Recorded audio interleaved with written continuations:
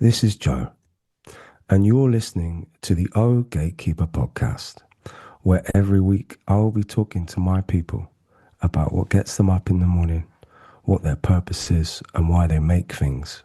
Hopefully, it will inspire you to do the same. Thank you. You can get episodes early and without advertisements over at ohgatekeeper.com, as well as weekly bonus episodes, playlists, and my Joe and Friends series. Enjoy. This week, we have one of the most beautiful human beings and awesome teachers I've ever been in the presence of. I am grateful to say Kenny Beats is in the studio. Come on. Come on. Do you want to explain to everyone what that is, please? Get fucked. This is the Wander tone. That's all I can say right now. Is that it? You're not going to explain what it is. You don't have to do it in a boring way. Do it in a Kenny way. Get everyone excited, like you got me excited. Do you know if like Bowen started talking about a synth, I'd literally punch myself in the ear. Basically, the point of this thing is why do I do all this stuff in music all the time with only the tools I've been given? Why not make myself a tool? Mhm. Was the point of this thing. And so it was Mhm. really just like one selfishly to gatekeep everyone else in the world and make a sound that only I can make. It's like, how can I make a sound that you can't just pull up on the 20 biggest synths that we all use or the 20 biggest pieces of software? And so I went to the most insane person I could possibly find, Leon Dewan, who built what the fuck was it called?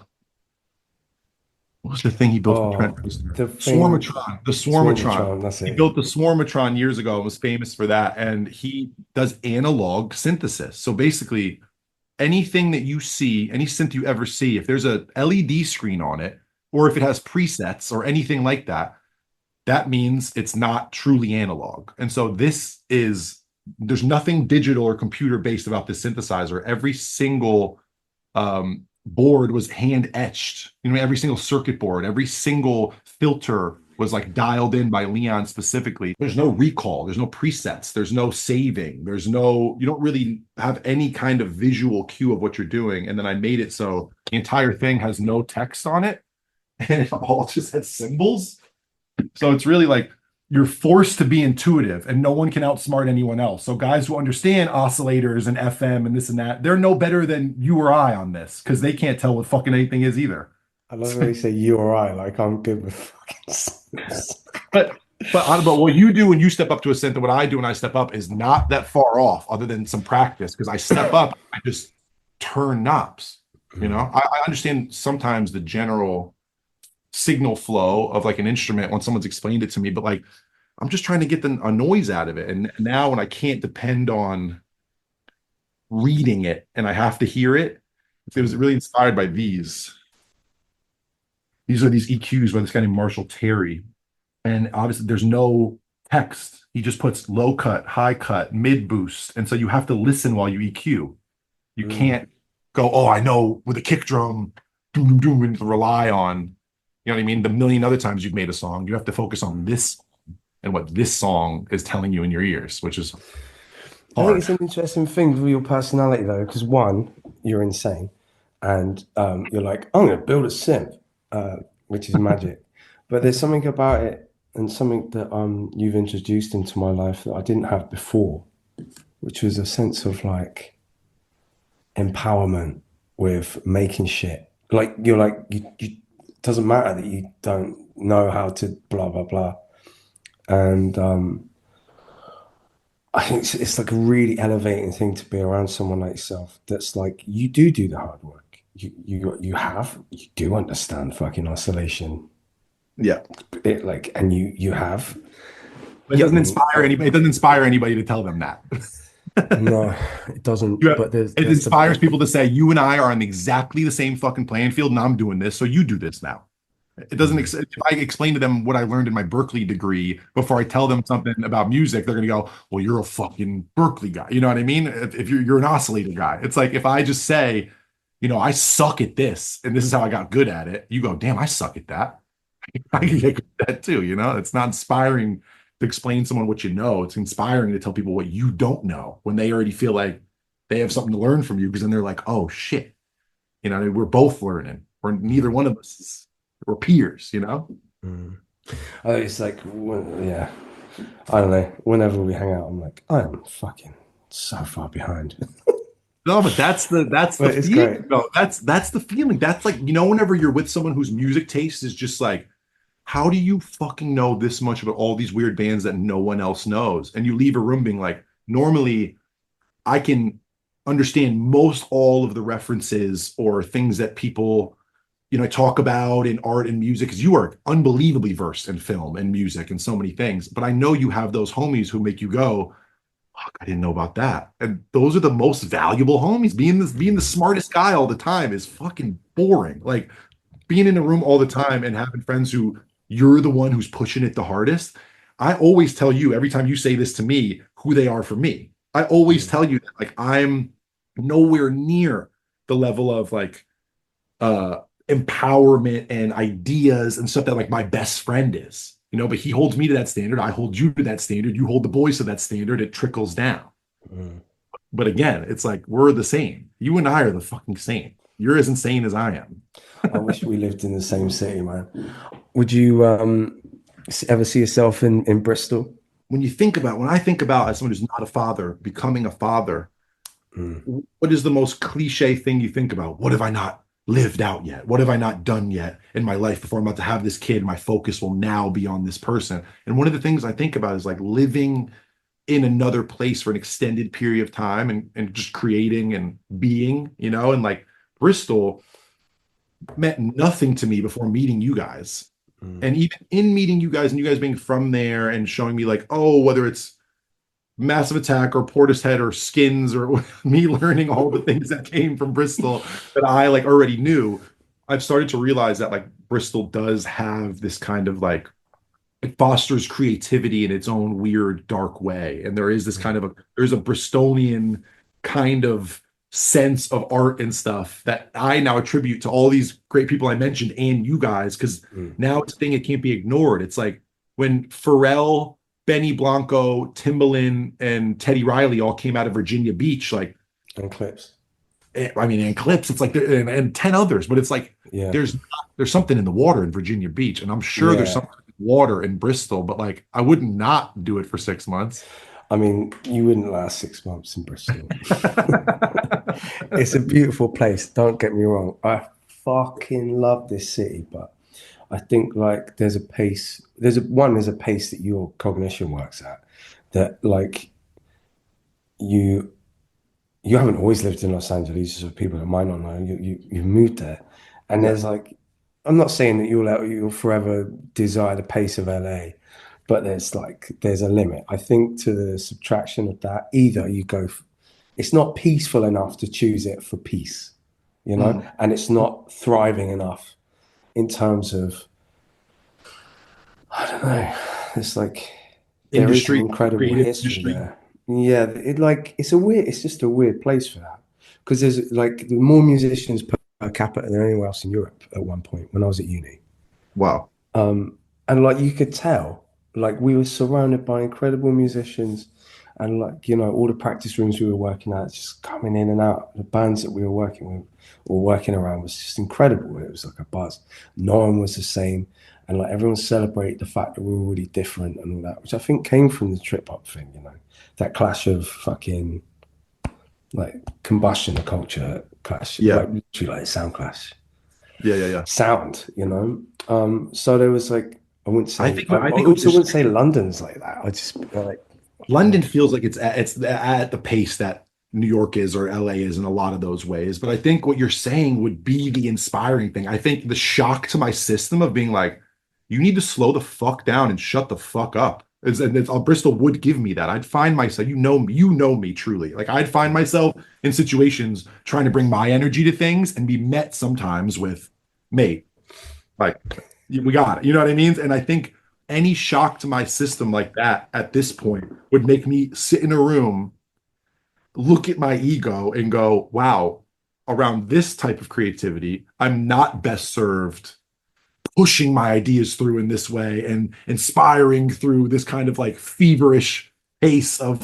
you know what I mean? How many things can we get going? And how many things can we talk about that are exciting? And I'd have to look at my own way of making things and have to find a new way. And like, that's the hardest thing to do, but being forced into it by being in this place where you have to get along. It's like I might write my first like 2012 James Blake song, you know what I mean? Like I might be able to get into a different kind of bag because I'm hurt that I have to succumb to my surroundings or something. You know what I mean? Yeah, I yeah, just yeah. see it being more inspiring. Yeah, like last year, you took not a step back. What's the word? You focused on music. Yeah, but I don't take step back as derogatory No, no. Okay. because it was. It's like I'm not going into more areas to do more things. I'm saying let me take some of these areas and put them to the side for now and focus on the main thing and the first thing, which was music, you know. But yeah, dude, it was like I'm already kind of self-imposing some of that like slowing down on myself because someone I really really highly respect and someone I've worked with for a lot of my career, Jody Gerson, she said to me last year, she checked me in a meeting when I was doing my normal spiel about how great I want to be and how much I want to do and all this ambitious stuff that I always say that's always worked for me. And she Mm. said, your anxiety is no longer serving you. Now you need to come from a place where you can focus and be patient with your art and with your ideas rather than seeing how many you can get on the table. And no one else around me knows how much of an insult, or not an insult, but how much of a true dig that was except me, because I know that so much of this inspired feeling I give off does come from a anxiety inside of how do I keep holding on to this dream? How do I keep every year furthering the fact that I was playing guitar as a kid and now I pay my bills and my family's bills with music.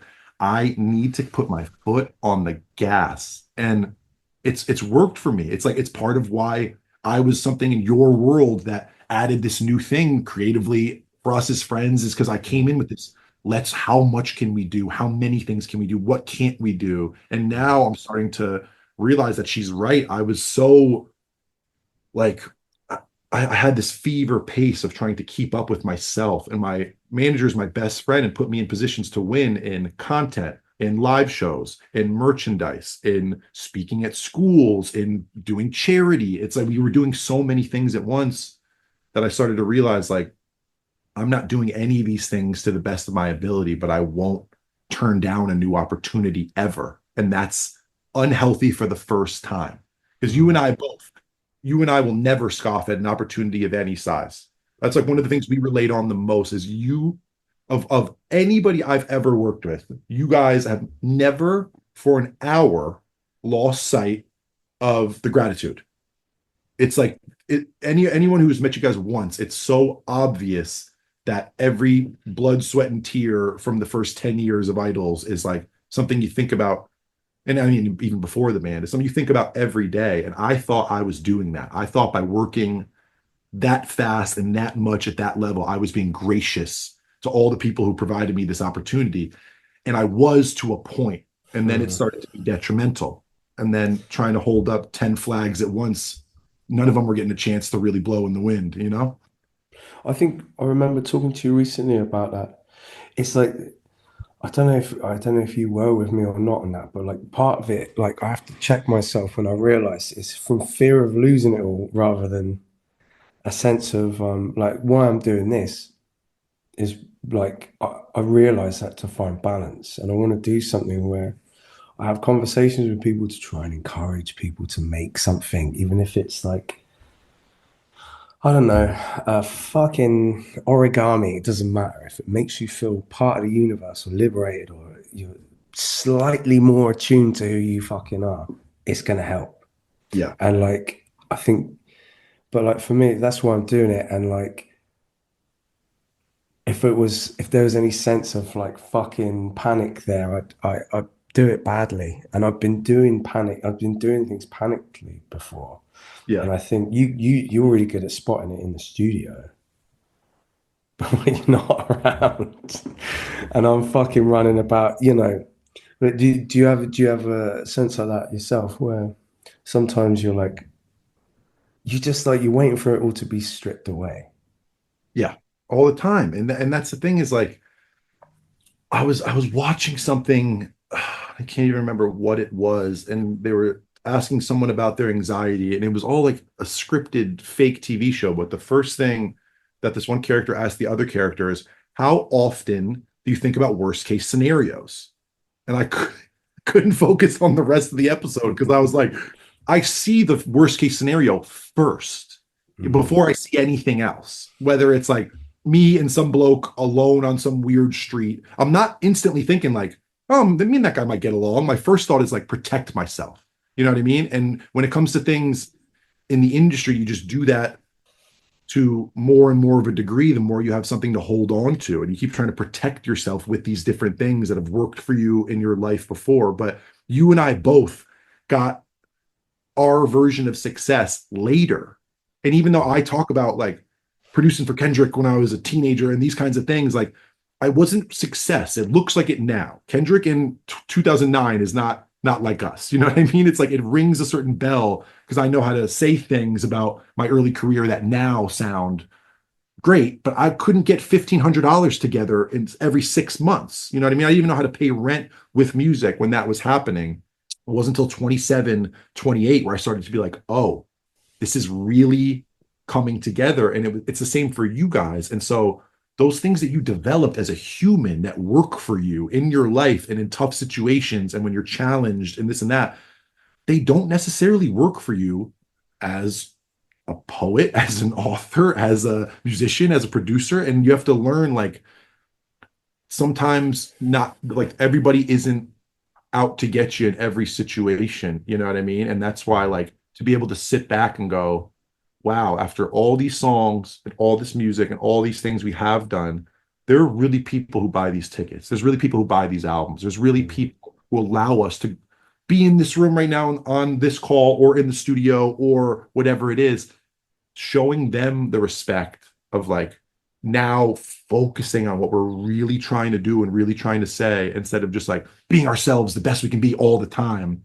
It's going to be more poignant as we get older, you know? And like you and I weren't going through adolescence and puberty and figuring out the music industry. We got on the other side of being grown men and then had to be like, how do we attack this? And I think that's a privilege in a lot of ways. And it's why we are gracious in one way and we act a certain way, but Mm. also like it's a harder thing break down those walls when you've lived for so long one way and now you work in this career and industry and like place of mind that is very very different and very privileged, you know, and you have to like learn what walls are good walls and what are bad. And I had to tear down a lot of walls last year. And the biggest thing for me beyond creativity or music or anything, let's say we can't do music as a job and it didn't work out. Money has plagued me since I was a child. It's just I saying it any other way would be saying it too lightly because it hurt me as a child to not have things people had or opportunities people had or whatever it was. And I don't have the same sense of class systems that you do. You guys would explain to me. I seriously tell people all the time that you guys were the first people to explain to me growing up in the UK. If you had a big house and you had a lot of money, you wouldn't really make that very well known at school. You didn't Mm. want to come off posh. You didn't want to come off this certain kind of way if all your friends weren't. Mm. And people would go around to each other's houses who all had the worst fucking cribs and you know what I mean, the like the not great situations, and you'd be hanging with a rich kid till you were 18, and then you figure out like you live where? Like your flat is where? Like what are you talking about? It's the opposite here, where it's like Mm. I grew up with everything in my face all the time that I didn't have as a kid, and kids wanting to let you know what their first car was or what they got for Christmas or whatever. And it left me with this sense of like, I need to create generational wealth. I need to start this new system that and I love, you know how much I love my father. I know how much you love your father, but we're doing something for our future that's different than they were able to do. And we have to Mm. find our ways to do that without getting advice from our dads and our parents on how to do that. We have to find our own path. And once money started actually being a thing, or it's like, oh, there's money coming in from music. I didn't even have to go work the day jobs my friends did. I didn't have to slum it in these ways because the number one choice of thing I wanted to do worked out and music's coming in. That makes you, I can't say crazier than when things aren't working out, but it makes you go, I'm gonna chop down anything or anyone in my way that stops this from going on because I'm so unbelievably lucky to change my circumstances with creativity that Mm. like the money thing and turning money down as you get further in your career and knowing what bad money is and what good money is, knowing that you guys doing like some ad for some crisps might take some bite out of the next record, or maybe doing something with like this really corny brand is going to take you away from doing something with this legacy brand later on. Whatever it is, it's like knowing the difference in good and bad money is something that's been the hardest. Mm. And last year, having to turn down multiple streams of revenue and say, even though none of those jobs particularly were hurting me, I know it's not the right time to be spreading myself that thin. People can't understand that. Like someone put out a documentary about me on YouTube last week called Why Did Kenny Beats Suddenly Disappear? It's 20 minutes long. They can't understand why it went from me putting out 100 rap beats in a year to 20, 30, 40 songs in a year and then doing all this content. And then all of a sudden, I've been gone now. I haven't posted in, what do you say, 417 days since Kenny's posted on YouTube. Counting So, the days. I love that shit. but I like, love that shit. your kids are sitting there going, is it someone in his family died? Did he have a kid? Like, did he fall off? Did it? No one ever gives room to the idea that maybe I said, wait, I'm going to slow down for a sec. Mm. Wait, I'm not hurt. No one died. Nothing traumatic happened other than the fact that I realized the path that's been working is not the path that's going to work for this next level. Mm. And money was one of the last things keeping me from that decision, truly, because it's like Twitch. I mean, no one is disillusioned to what streaming is now or what streamers are. I think even the most layperson who you and I are friends with or who listens to this has seen something about streaming. A kid sitting in front of a camera in his room talking to a ton of other people and somehow making a lot of money. These streamers are making hundreds of millions of dollars. These kids, Mm. Speed, Isanat, these kids. I would sit in my garage and kids would donate to each other and donate to me and subscribe to the channel and gift subscriptions. And we fostered this beautiful community of no transphobia, no homophobia, no sexism, no racism, 150,000 kids in a Discord with moderators making sure those four things are true at all times Mm. and doing this beautiful thing for kids to make music at the same time making a lot of money. At the same time, it turning into like a real source of revenue in my Mm. career and starting to go like, I can't give up on helping these kids. I can't give up on this thing that's allowing me to go work on music that isn't making money because I have some money in my pocket this month. So let me go work with a band that really can't afford it. And let's see what we can do. It's like all of that made me think, you can't change this path yet. You can't Mm. walk away from some of these things, the good, the bad, whatever. And it's hard, it's really hard at this age. It would have been easier at 22 or 23 because I wasn't rooted in my ways or rooted in what's worked for me. And I think you and I talk about those things a lot about like here, this impasse we're in, even you and I are making records with Nigel Godrich. You know what I mean? We're going to the Grammys together. We're doing these things where it's like, it's a different impasse. It's a different point in our life. And if we want to move forward as like inspired as we did to this point, I might need to move to Bristol for a year. Like we need to refigure out how we do that now. And it doesn't get any easier, which is I think kind of a beautiful thing because you feel like just getting on and getting to a point where you're on the lineup. Once you're there, Yeah. you're good. But from there, it's like you got to figure out how else you want to move. And that's what last year was about for me. Mm. Yeah, because it's like for me at the moment, like after the album, as you know, the album came back and we're like, oh, there's something missing, basically. You know what that is, and I think we're fully agreed on what that Which has is. never happened before. Mm. Which is a great thing. I'm grateful. It's like some fucking weird like stitch come up, whatever. I don't know, but anxiety, and there's this old dude talking about anxiety is actually a lot of the time just like an accelerator for creative thinking. You got to solve problems, and like, do you know what? I think I'm going to be better for the game if I'm on the bench and I'm just for a bit. I'm watching the field. I'm here, like, what's going on? And I'm doing things like this where I'm actually having conversations and figuring out the parameters of who the fuck I am again with people that I love. You know what I Yeah. mean? And also, just I mean that in life as well. And like, I think it's really important. And that, like, not feeling guilty for just like sitting still for a minute and reading a book, or sitting still and just doing nothing. It's a hard thing to break that feeling of like sitting on the bench might help you make a better play. I feel like if I'm not getting minutes in the game, I did something wrong, Mm. but we're not playing sports. We Yeah. picked to not play sports. You know what I Yeah, mean? yeah, yeah, I, yeah. I've been watching the Knicks this week because my dad played basketball. He loves watching basketball. And I've been watching it with him this week. Like, Knicks were our team. They're finally doing okay for the first time in 40 years. Yeah. And watching it, I had fun watching it. I was like, oh man, like I played basketball my whole life till I was about 18 years old. And I started Kenny Beats MySpace and it was over. And then every friend of mine at school was like, your big ass is going to try to make beats for rappers as a white kid from Connecticut when you're 6'7". You could go to the, are you stupid? Like, every single person around me was like, why are you not playing sports? And I remembered this feeling while I was watching those games this week of like, wow, I had this moment of like, man, I miss basketball. I love basketball. I spent so many years of my life with this sport and this Mm. like way of thinking and this camaraderie. And I was thinking about my teammates in high school and I was thinking about all this stuff. And then it rushed back the real feeling, like the actual feelings I felt in tryouts, in games, on like in the conversations about if you're going to go D3, D2, this or that. I grew up tall. I'm 6'7", 2 meters tall. You know what I mean? For people who are on the metric. I I mean, don't, literally no one.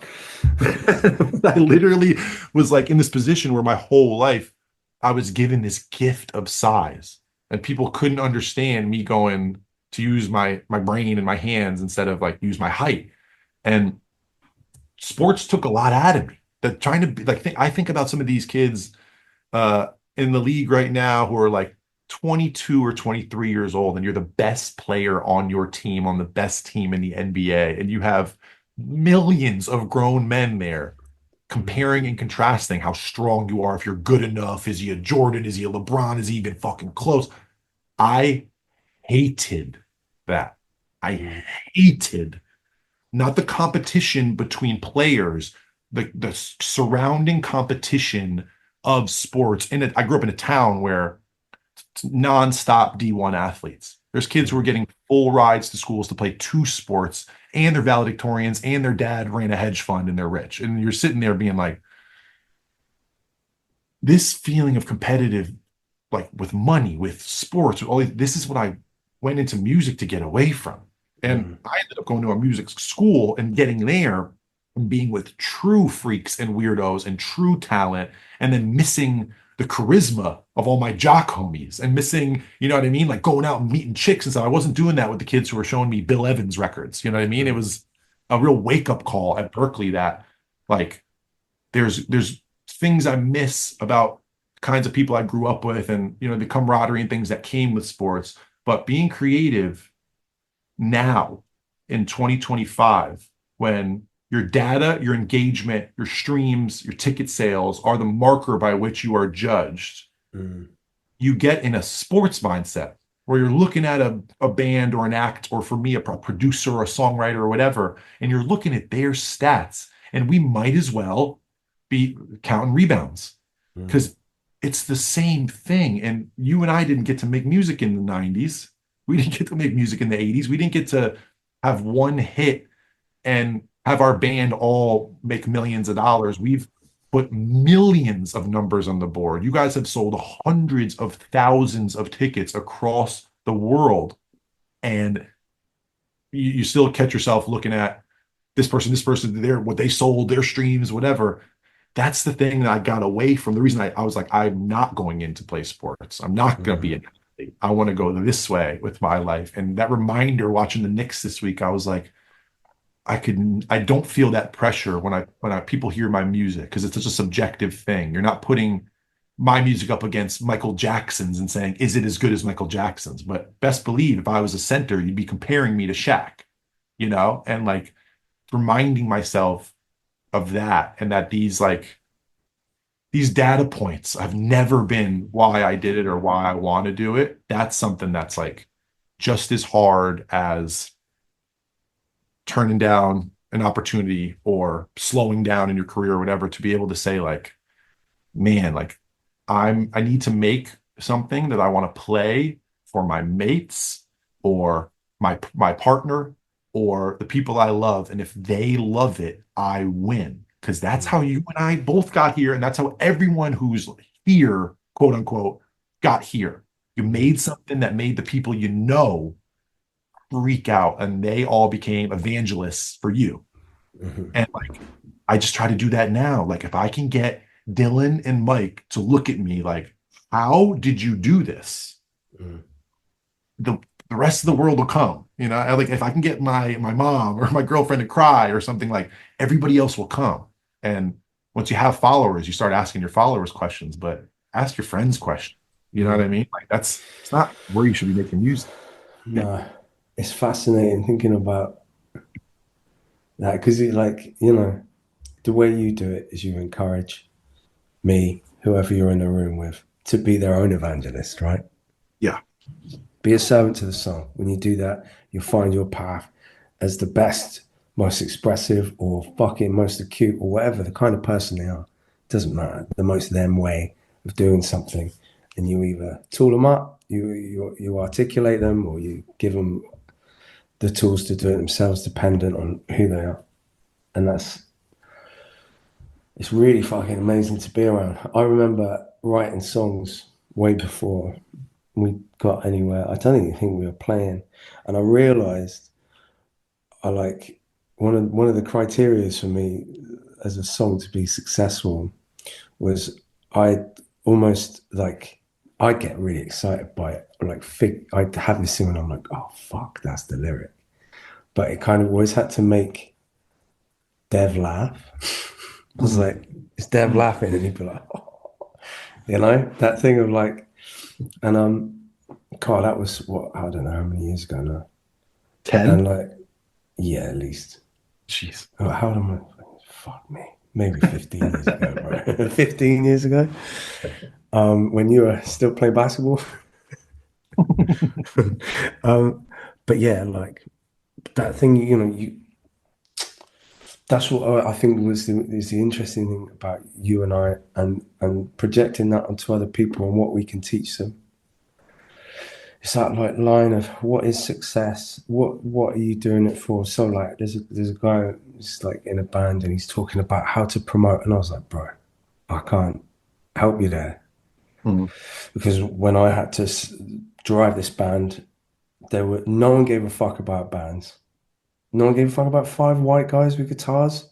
It was 2010. It was the most bloated, over fucking thing driven by cocaine, the worst music, shit bands coming out every 2 days. It was awful. And I was like, do you know what we're going to do? Start a band. And everyone's like, cool. Okay. But, granted, it did take about 8 years to get out of the fucking room. But like, I didn't even think about it. My head was down and I knew what I wanted to do. And that was great. And then each micro fucking progression was a fucking win.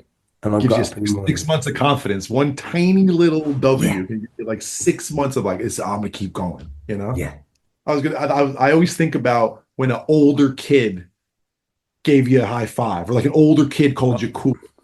It's like you'd live on that for like a year when you were like 7. When you were 7, if a 15-year-old like gave you any form of affirmation, like someone, because there's that weird divide where like I never had siblings, but I know it just the same of like when you're in that teenage year of like you're cool and you're finding yourself as like a semi-adult, kids are such kids to you. You know what I mean? Like, I'm not going to spend time talking to a 10-year-old, but I remember when my older cousin or somebody would be like, oh, that's dope, or nice shot, or anything. And it's months of being like, damn, Pat said, like, I made a good shot. You know what I mean? Like, Is Pat a that's real how, person? Is Pat a that's my cousin. real? Yeah, that's my cousin. Sick, sick, sick. Shout out to Pat. Shout out to Pat.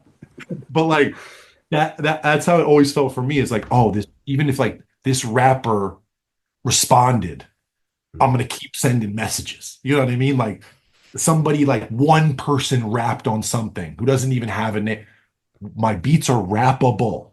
Like fact, one's been rapped on. That's enough for a year. You know what I mean? Whenever there's nothing before it.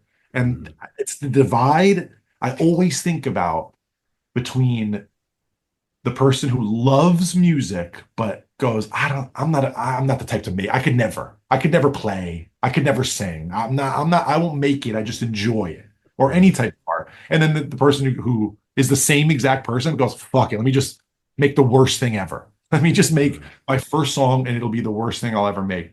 That jumping over that line is like so thin. But you giving someone that pat on the back, they will jump. You know what I mean? If you can tell someone like, just fuck up and delete it, it'll be the best feeling you've ever had, whatever. If you can convince someone to go from like, is that for me, to let me try it, biggest gift that you can give somebody. And like those little, like you're saying, those micro wins, they carry you. And then you get to the point where you're us now and you're on a podcast having macro wins going, is anything worth it?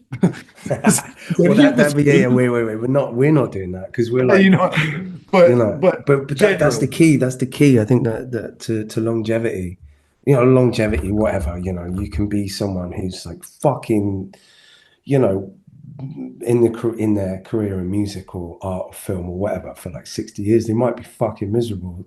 Not worth it. Go yeah, ahead, like whatever. yeah, But I think for us and our longevity so far, I mean, I'm way older than you, but like how we've got to this place is a sense of excitement. That thing of always looking for the micro wins.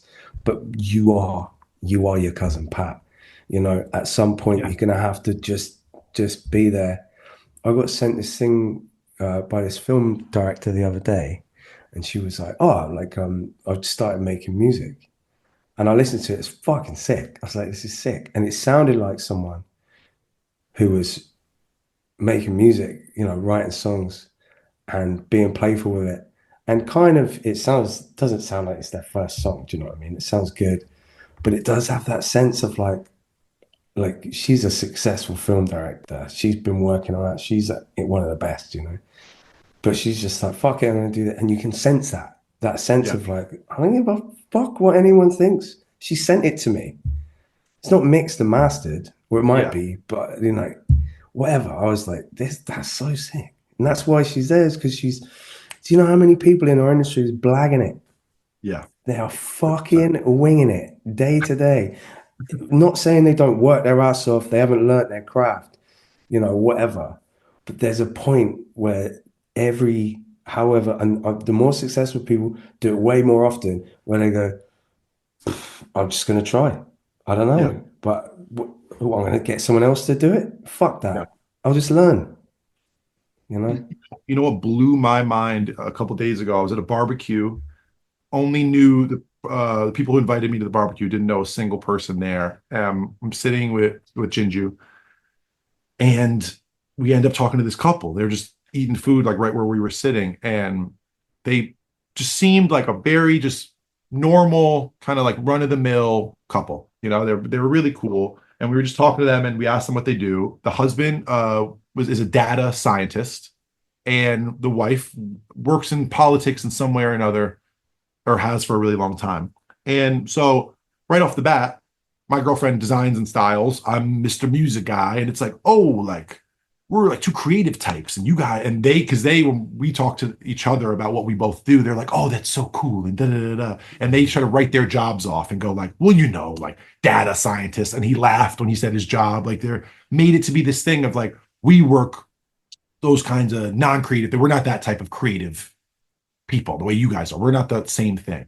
Then they went on, after they kind of like made this joke about like how boring their jobs were, they went on to say that the wife has started a class to learn letter pressing, and the husband's been taking portrait drawing classes, and he's really, really good at drawing butts, but everything else hasn't really been coming for him lately. But he's amazing at drawing butts. And them telling me that, Ginger and I, for the entire car ride home, for like an hour on the way home, we're just like, how cool is it for two people in their 40s or 50s, I don't really know how old they were, to try being creative and just try. Just, I'm going to take an art class and then do some art at home. And they're both like, oh, it's so bad and this and that and making fun. But I was like, you guys don't know how insanely hard and rare and cool that is to do, to spend your whole life deciding that you work in this one kind of thing and those artistic things are for the artistes of the world. And then one day go, what if I can be an artist? So what, I'm in my 40s. So what, I'm in my 50s. What if I write a song, make a painting, write a poem, whatever? That to me is like the most beautiful thing in the world, because I know way more people who feel like they're next to creativity than I know people who feel like they are true creatives. And that goes for the people I work with in music and art. You know, they are always pointing to someone who is like the real version of that. Oh, but then you can be this unbelievable songwriter, but then there's a Nick Cave. You know what I mean? It's like there's always, even people who are unbelievably creative feel like, but I'm not, it's not as pure as it is for this person.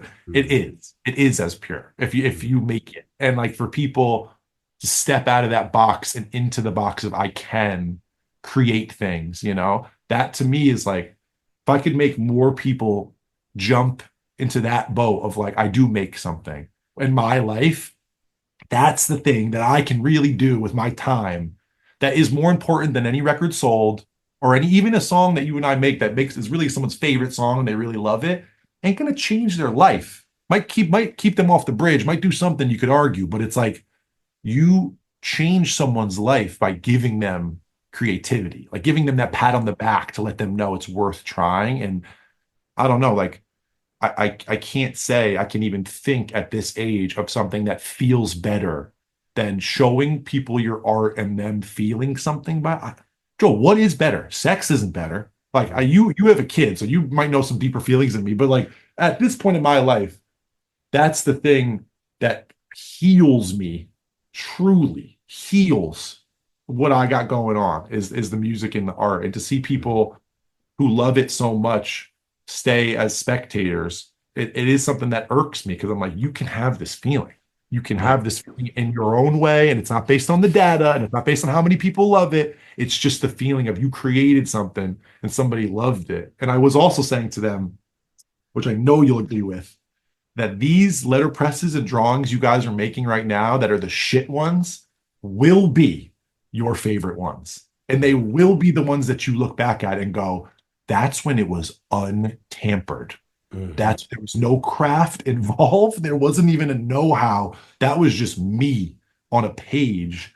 And like, I think one of the big, I read this somewhere, so I hope someone can actually find where the quote is from that hears this, but I read something along the lines of, we all look at our own art and try so hard to wash the bits of us that we can see out of it. It's like you're almost like making something, and once it stops feeling like that's like me on a voicemail, like you stop hearing your voice and you start hearing like the song and how people are going to hear the song, that's whenever things feel done, I think, for most people in music. When they go, you put it on and it just feels cool, sad, important, whatever it is, and you don't hear like yourself in it. But really, that's you taking away the most important thing about your art. You know, the thing, that the awkward feeling of like, that's just me, that's not cool enough, good enough, poetic enough, whatever. It's not true. What makes your art important is that it's from you.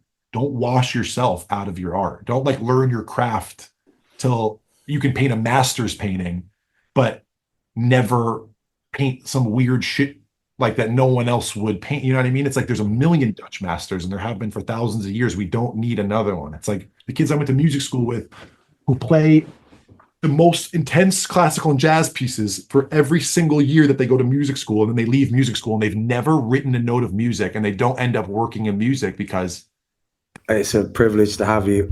I'll give you a shout when I'm next in LA, yeah? Yeah, I'll be here. Many blessings.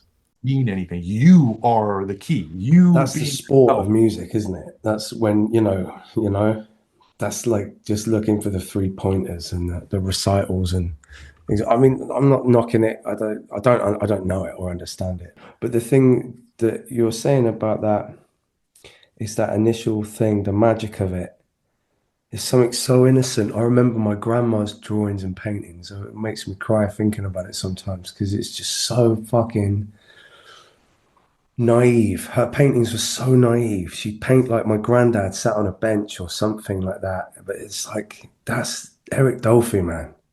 She Yeah. didn't do it for anything other than herself in her little room, man, with these watercolors and like just sat there watching my granddad sitting on a bench fucking painting. Are you talking about your dad's mom? Hey, yeah, my Your dad's dad's mom. yeah.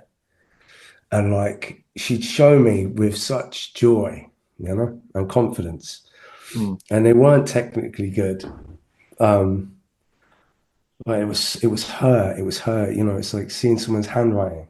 If you can just frame a piece of yourself and look at it yourself, look at yourself in that frame, whether it's a fucking timeline on Ableton, or it's a fucking scrap of paper, whatever. Once you framed yourself, and that frame is a sense of importance and a connection to the universe. You are putting yourself in that frame because you deserve to be there. Your story is just fucking exciting as Nick Cave's. Trust me. Weren't Trust we me. talking about that? I can't remember if you said this to me. I feel like someone said this to me last time I was with you, but like You told me last time. I know what you were going to say. You told me the last thing time. about Someone told you just everybody's before. everybody's mom, the thing about Yeah. if you sat down anybody's mom or their nan on the street and had them tell you their whole story, it would be the most unbelievable movie you've ever seen. If they really went through everything they went through and where they lived and their parents and what they dealt with and this and that and their relationships, anyone's mom's story on any given day could be the greatest piece of art. You know what I mean? That any of us have ever encountered. But like, I believe that. Oh, and you know who said it? Richard Russell.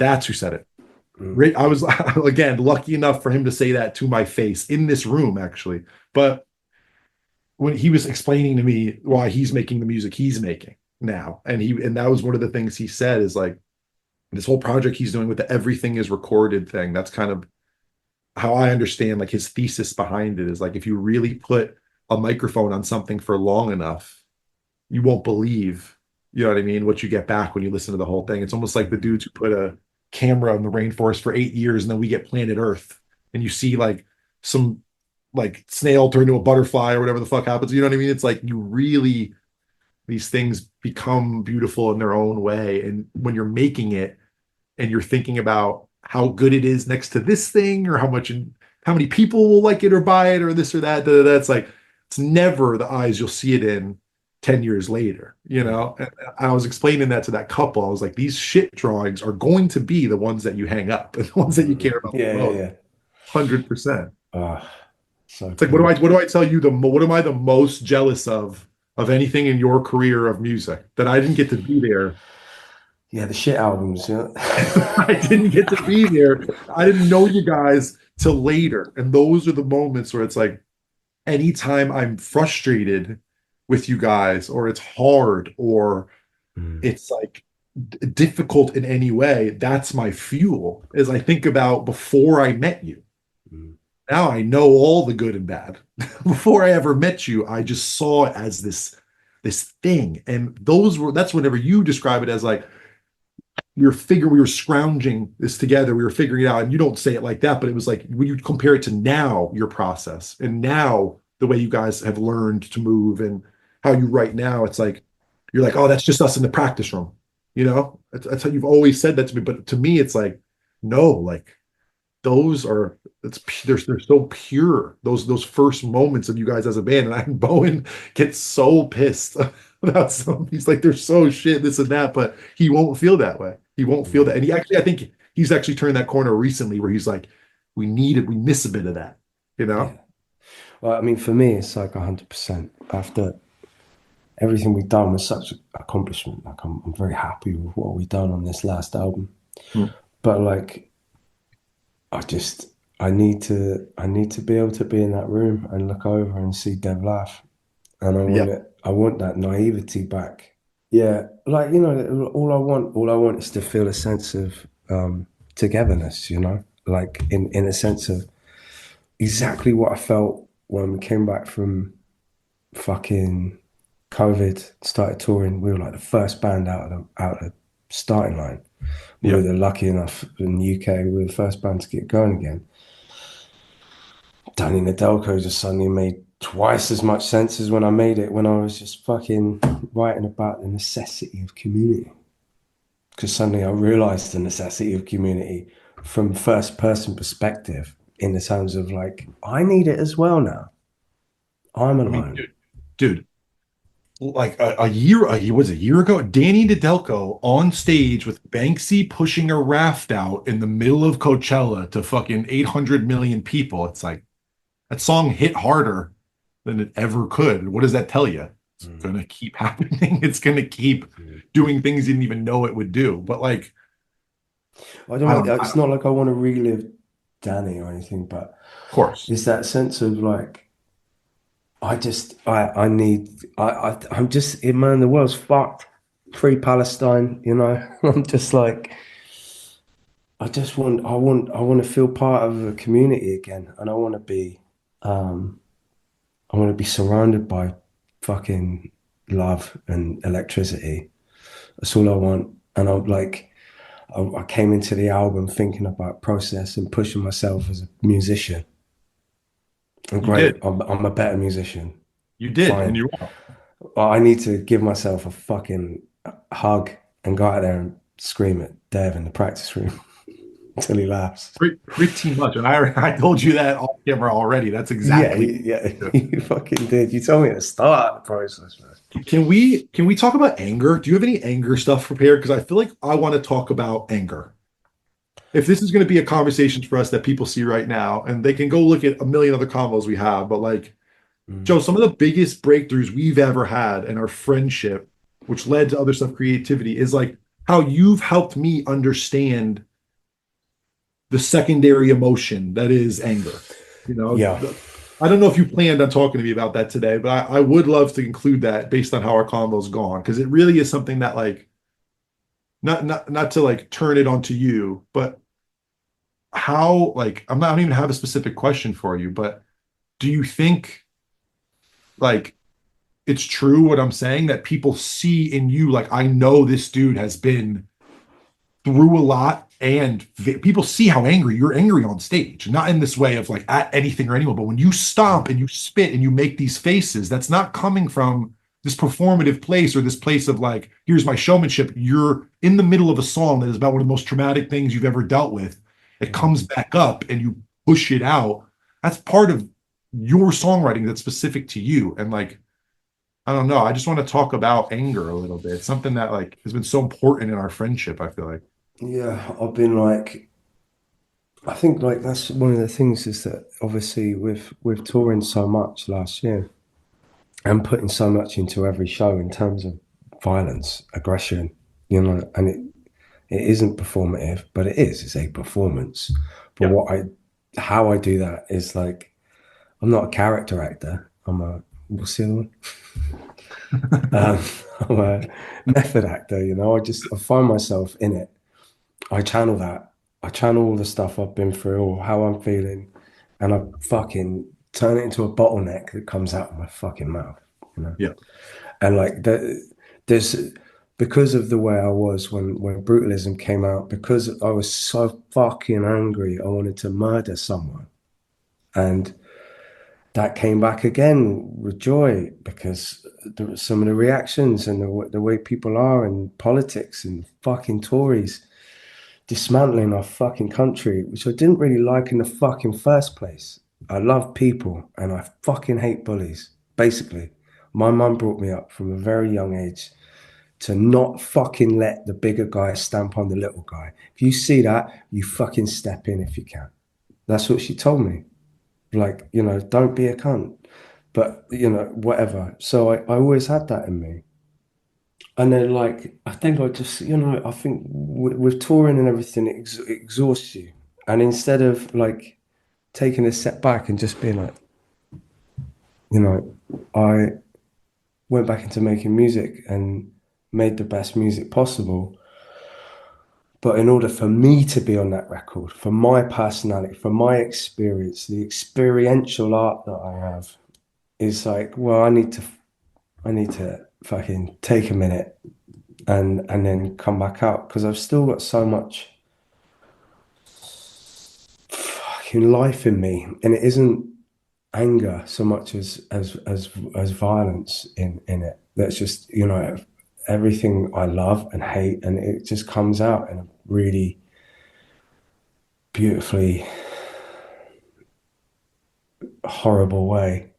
And I You told like, me though, you said to me, you're the only person who ever said to me ever in the midst of being as upset as I can be, you're allowed to be angry. And I've my whole life, especially when you grow up a big guy, you know what I mean? If you have parents who are like my parents, they tell you from a young age, watch how you touch people, watch how you raise your voice. You're not the same size as your friends. You're not the same, like when you look at one of your friends who's 5'6" and you're 6'7" and you're a foot taller than looking down at them, screaming at them. It can be very overwhelming for people. You need to watch your size. And my whole life, whenever I get upset or get angry, it's about how to think deeper to what the real emotion is that's causing that anger, and how to find ways to calm down and how to find ways to separate yourself from it, or whatever it is that your technique is to stop it, but never allow it, never feel it. You know what I mean? Never let it go any farther, I think is what people are hoping you won't do. But with you, I remember you saying to me, bro, you're not doing anything to anyone. You're not hurt. You're not fighting anyone. You're walking with me in a field. Like, you're allowed to be angry. And that has made me so much less angry for the last 2 years. well, I think But that's the thing, is the allowing you is like saying you're allowed, right? What it is, obviously, my philosophy of anger is that it comes from fear, hunger, fatigue, insecurity. sadness, grief. Yeah, it's insecurity. So, but disallowing someone the anger, if you just say you're allowed to, it's giving them a safe place and going, it's cool. Not like, yeah, punch me in the face. It's saying you're allowed to be angry. And I think with the songs, that's it. I'm going, it's okay to be angry, you know? But then with that, the caveat is the lyrics. But don't be a sexist cunt. You know, anti-fascist, free Palestine, all that stuff is like, but anger is a natural fucking thing. We're all scared. And we're all dangling out in the ether half the time, wondering what is gonna happen or how good we are. Are we really loved? And like, you know, that's what we're here to do, my man, is to give people a mirror and say, it's all good, you're all right. I didn't mean to take away from your game plan for this talk today, but that just was something I wanted to touch on. I didn't come with a plan because you're a real prick. That's a smarter way to go about it. I love you so much, man. Thank you very much for that. You too, bro. For real. You know I mean it. I've told you 100 times, but it's nice to put it on record. Yeah, yeah. And I'm very grateful that you're in my life. Now, before it gets really lame, I'm going to go to my last question, which I ask everyone. Death row dinner. It's not this, but I will say Glenn and Doug's cassoulet is like was one of the first things that came to my mind. We Joe and I for 2 years have gone to a studio that have two of the most lovely men in the universe who make unbelievable meals for everybody at the studio and just bring an unbelievable vibe to a very difficult process. And shout out to Glenn and Doug in the biggest way. There's a But cultural thing you're missing, though. They're Liverpudlians and they live in the south of France and they out-Frenchify food-wise. it's They're the unbelievable. best fucking cooks in the south of France and they're from Liverpool. Dude, Oh, it's unreal. I've never eaten anything close. But I think crab legs. I think, or like Maryland crabs. I don't know if you've ever had Maryland crabs. Like they're like small blue crabs, but Right. they're covered in Old Bay. They're covered in like this seasoning, and you got to dig all the meat out, kind of thing. And I have such memories of that as a kid being like my favorite shit ever. But definitely crab of some sort. Great. All right, we're done. So thanks very much. Bro, all day. Wait, can I play music through this? If I like play a song, will it like come to you through this? Is there a way to do that? Yeah. Do you want me to stop the record? Yeah, sure. Stop the record. I just want to play Joe some shit. Okay. Just give me a buy between these two, so I've got an easy out, and then I'll hit stop. Oh, sure. How do you want me to say something? Do you want me to say the name of the show or something? Just Joe say thanks very much, and then goodbye, and that's it. So I can edit that in. Thanks very much, Kenny. Goodbye. Bye. Like how like fucking amazing and lovely and touchy we've been, and then it's like, yeah, bye.